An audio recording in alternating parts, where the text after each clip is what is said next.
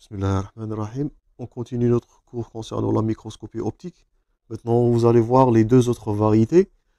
Après qu'on avait vu la microscopie photonique, maintenant on va voir la microscopie à fluorescence et la troisième sous-variété qui est la microscopie à contraste de phase. Et vous allez faire la différence entre l'aspect, ce que vous allez visualiser.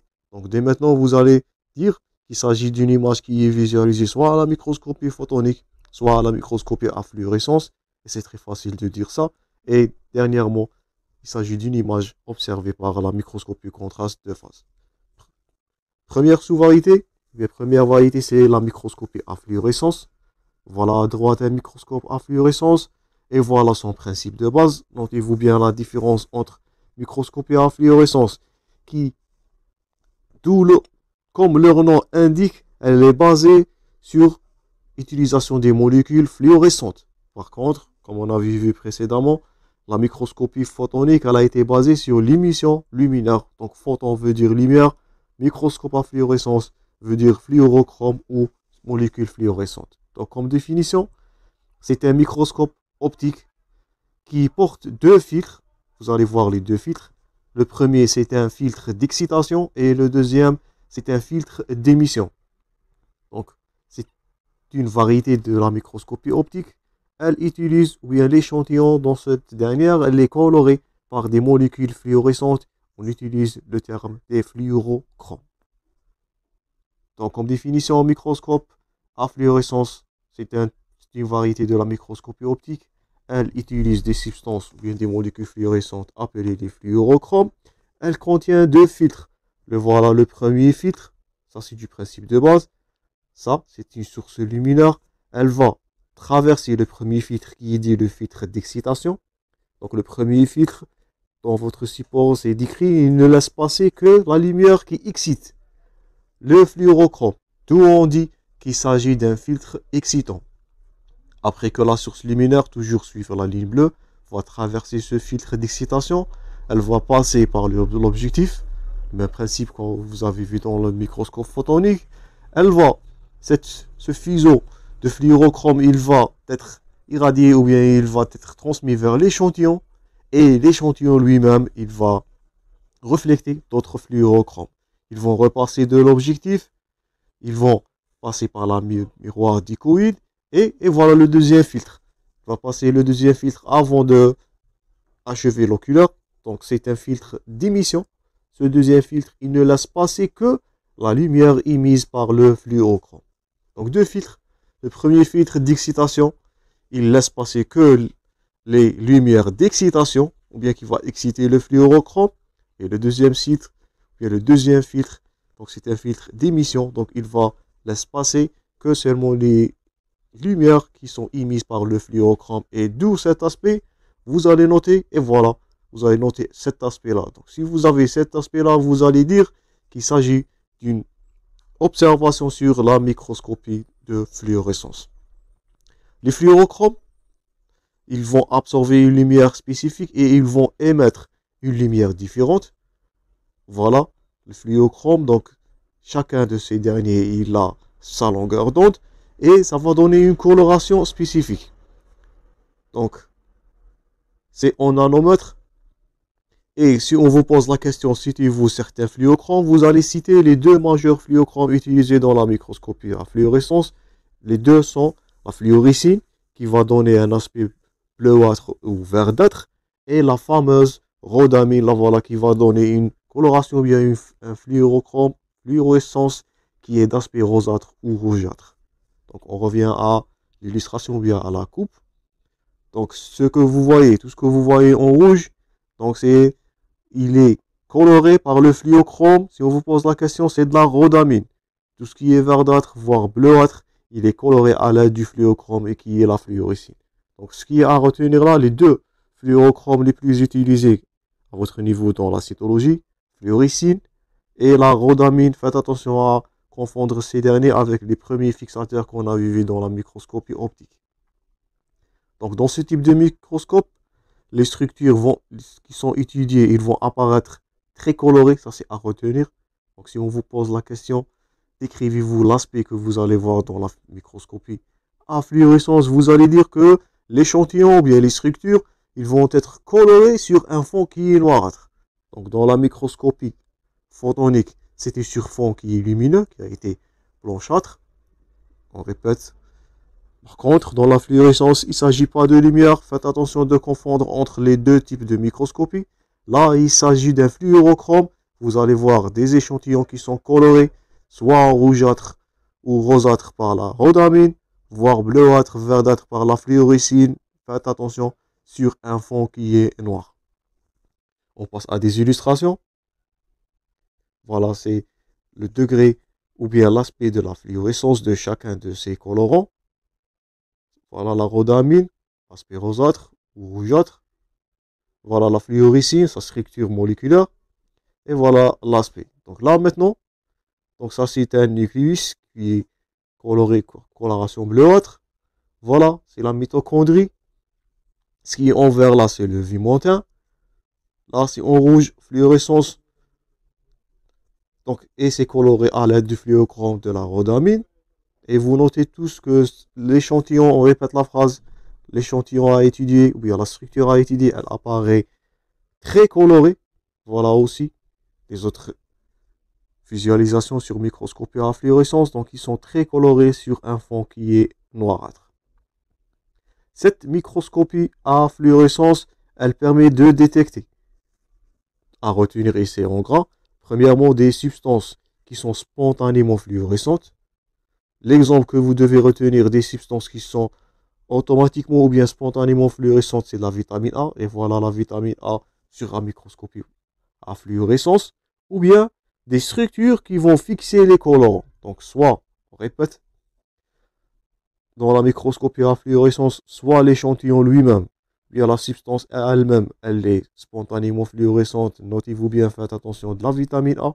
Et voilà, dans l'illustration, vitamine A sur bien visualisée par la microscopie à fluorescence, ou bien des structures qui vont fixer les colorants. Donc l'exemple là, la mitochondrie, qui a fixé la fluorescine, le vimentin, l'appareil de Golgi, tout ce qui est verdâtre, voire bleuâtre, tout ce qui est rougeâtre, le nucléus. Donc il a fixé la fluo, ou bien le fluorochrome, et qui est la rhodamine.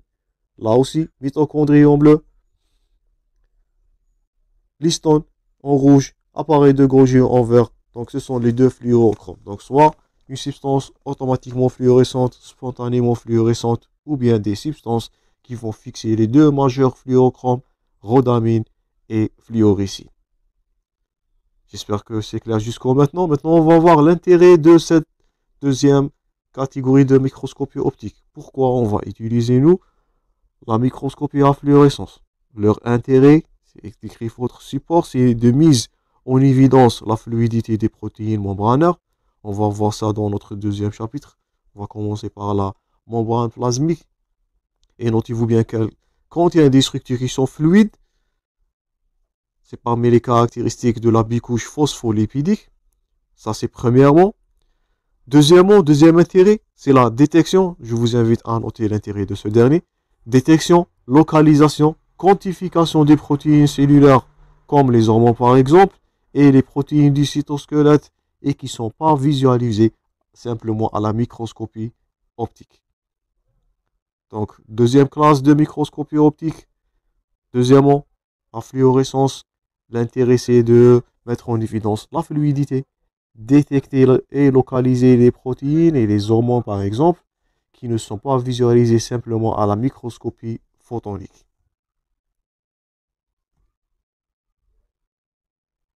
Et voilà les constituants du cytosquelette. Voilà des protéines, voilà des substances qui ne sont pas visualisées simplement. Vous pouvez dire que ces structures, ils sont seulement visualisées à l'aide de la microscopie à fluorescence. J'espère que c'est clair pour la microscopie à fluorescence. Leur intérêt surtout, les fluorochromes à retenir, la fluorescine et la rhodamine. Les deux filtres, le principe de base. Et n'oubliez pas, vous êtes en train de visualiser, on répète la phrase, des substances qui sont très colorées. De voilà l'intérêt par rapport à la microscopie photonique et qui est sur un fond, je répète, qui est noirâtre. Il ne s'agit pas, on répète pour la deuxième fois, il ne s'agit pas de lumière, de source de lumière là. Il s'agit des substances fluorescentes, il s'agit des fluorochromes et il s'agit de la microscopie à fluorescence. Donc j'espère que c'est clair pour la microscopie à fluorescence. On va conclure par la troisième variété de la microscopie optique et qui est le microscope à contraste de phase. Donc la microscopie photonique, elle a utilisé les photons. La microscopie à fluorescence, elle a utilisé les fluorochromes. Maintenant, le microscope à contraste de phase, son principe de base, je vous invite à noter les principes de base de chacun de ces variétés. Il est basé du fait de l'onde lumineuse qui va traverser les structures et les retarder et elle change la phase. D'où la nomenclature microscopie à contraste de phase. Donc ce type de microscopie à contraste de phase, si on vous pose la question, leur principe de base, il est basé sur l'onde, notez-vous bien ce terme, lumineuse, qui va traverser l'objectif à rechercher ou bien à étudier. Il s'agit d'un retard, un change de phase, d'où sa nomenclature, et cette variation de l'onde, ou bien ce retard de charge de phase, il va être observé par l'observateur, et ce type de microscopie utilise les propriétés de réfraction de l'échantillon. Donc le premier type, la première variété microscopie photonique, elle a été la plus simple source lumineuse qui va traverser l'objectif et l'oculaire. La deuxième qui a été la microscopie à fluorescence, elle a été basée sur deux filtres d'excitation et filtre d'émission et utilise les fluochromes. Maintenant la troisième, la contraste de phase, elle utilise une onde lumineuse et elle est basée sur la caractéristique ou bien les propriétés de la réfraction de ces échantillons. Si on va vous poser, bien si on va vous dire de citer les trois principes de la microscopie optique. L'intérêt de ce type de la microscopie à contraste de phase, c'est de permettre d'observation les structures qui sont, faites attention, vivantes, qui sont non fixées, qui sont non colorées plutôt, donc pas de fixation, pas de coloration, et les structures y sont vivantes. En absence de coloration, ces structures sont peu ou pas visibles dans les deux microscopies précédentes. Surtout dans la microscopie photonique, on ne peut pas baser sur la caractéristique de la réfraction. Donc, d'où l'intérêt de la microscopie à contraste de phase qui ne nécessite pas, faites attention, ni de fixation, ni de coloration. Il permet de visualiser les structures, faites attention, en aspect tridimensionnel. C'est écrit dans votre support, les structures qui sont observées, ils vont apparaître en relief. Et voilà, si vous avez cet aspect-là de relief, c'est une cellule eucaryote, vous êtes en train de noter le relief. Là encore, vous êtes en train de noter le relief des cellules animales. Là, c'est plus clair. Donc, une image qui est visualisée sur relief ou bien un aspect tridimensionnel. Si vous avez cet aspect-là, sans coloration, sans fixation, des structures qui sont vivantes, vous allez dire que vous êtes en train de visualiser une structure ou bien une cellule à l'aide de la microscopie à contraste de base. Donc, ces structures ils vont apparaître en relief. Elles permettent de voir les mitochondries, elles permettent de voir le noyau et des autres structures cellulaires qui ne sont pas visualisées dans la microscopie, soit fluorescente, soit microscopie photonique. Donc, ce qui est à retenir de cette partie, donc l'aspect, voilà, si vous avez un aspect tridimensionnel, vous allez dire, ou bien en relief, notez-vous bien ce terme, vous êtes en train d'utiliser de la microscopie à contraste de phase. Le principe, là, on répète, c'est une onde lumineuse basée sur la réfraction des échantillons. Si vous allez voir cet aspect-là, un fond noirâtre et des structures qui sont vraiment colorées aux deux fluorochromes, rhodamine et fluorescine, vous allez dire que c'est de la microscopie à fluorescence. Et le but, c'est de différencier entre ces deux dernières variétés avec ce que vous avez vu précédemment, la microscopie simplement photonique. Donc la fluorescine, bien la microscopie à fluorescence, elle est utilisée pour visualiser les structures qui ne sont pas visibles à la microscopie photonique. On peut citer l'exemple de la vitamine A qui est spontanément fluorescente. On peut citer les substances ou bien les protéines membranaires visualisées ou pour mettre en évidence la fluidité. Et les protéines du cytosquelette, si on vous pose la question, c'est la microscopie de fluorescence qui est le choix. Par contre, si on veut dire qu'on veut visualiser des structures en aspect tridimensionnel, en relief, on veut voir la mitochondrie, on veut voir le noyau, de façon qui est bien évidente par rapport à la microscopie photonique. Vous allez dire, ou bien vous allez choisir la microscopie à contraste de phase et vous allez voir cet aspect-là.